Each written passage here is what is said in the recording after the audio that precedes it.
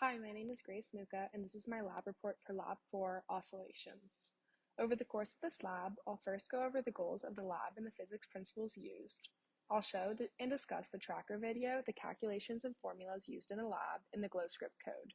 Through the lab, I'll be able to show how kinetic and potential energies are opposite and the total energy is always equal to zero. Throughout the lab, I'll discuss my observations, and at the end, I will consider the what-if questions. The goal of this lab was to observe and measure the motion of a mass swinging in an arc while oscillating vertically on a spring, and then to use these results to create a GlowScript model that accurately reflects this motion and measures the energy changes. There were a few fundamental physics principles used in this lab.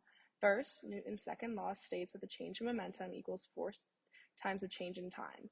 It also means that net force consists of the spring force and the gravitational force, so the magnitude of F net is equal to the spring constant times the distance of the spring plus the mass of the object times the gravitational constant. The energy principle is also a fundamental principle of this lab. This states that the energy is neither created nor destroyed. In this lab, the system is the mass, spring, and earth. Changes in energy is the change in kinetic energy plus the change in potential energy of the spring plus the change in gravitational potential energy, which all equals zero. Because there are no surroundings in this lab, there is no work being done on the system by the surroundings, meaning there is no change in energy. Kinetic energy is equal to 1/2 times mass times velocity squared. The potential energy of a spring equals 1/2 times the spring constant times the distance of the spring squared. And the gravitational potential energy equals mass times the gravitational constant in the y direction. Here's a screenshot of my lab in the tracker application where I tracked the movement of the mass at the end of the spring that was dropped to swing in an arc while oscillating vertically due to the spring. I ended up with the results on the right, and I found that the initial position was negative 0.159, negative 0.80 for the position vector, and the velocity vector for the initial velocity was the zero vector. The mass was 0.402 kilograms. I also found the oscillation time by finding the time for 4 oscillations to be completed and dividing it by 4, and got an answer of 1.54 seconds.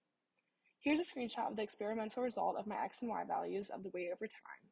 The two lines between the x and y are separate because the origin was at the top of the tracker, so the x value was closer to the y-axis, but the y value was much below the x-axis.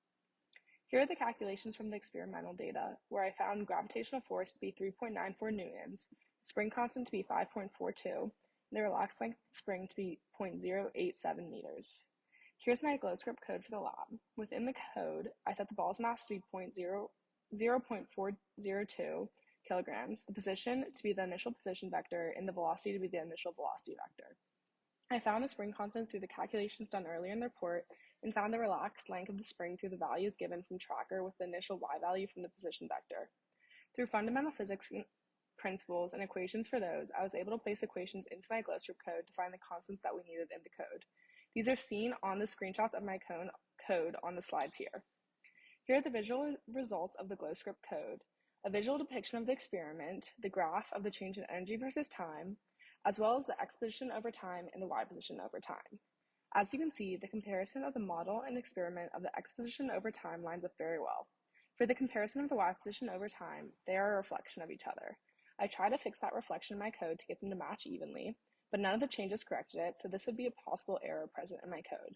Other possible sources of error in this lab could be not tracking the video correctly in the tracker.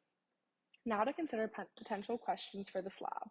First, the energy principle is satisfied in this lab. The energy principle states that the energy of a system is equal to the energy of the surroundings.